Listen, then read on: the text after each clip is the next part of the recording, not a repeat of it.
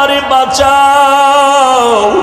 মূসা নবী উম্মতের কথা বলিয়া বলবে, আল্লাহ আমারে বাঁচাও, সইতে পারি না হাসরের ময়দানের ভয়ঙ্কর অবস্থা, সহ্য করতে পারি না। ইব্রাহিম নবী কাঁদবেন, আমাকে বাঁচাও।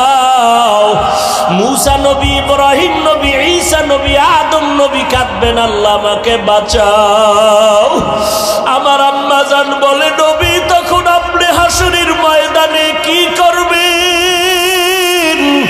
আপনি তো রাহমাতুল লিল আলামিন। আমার মায়ার নবী কান্না করে বলেন, আয়েশা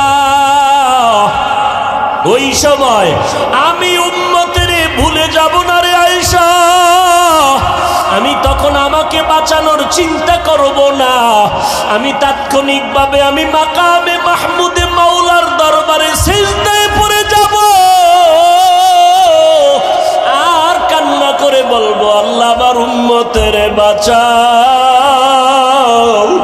ও আল্লাহ আমার উম্মতেরা কই?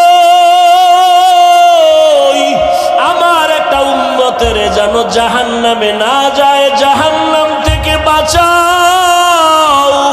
আমার একটা উম্মত জাহান্নামে গেলে আমি জান্নাতে যাব না।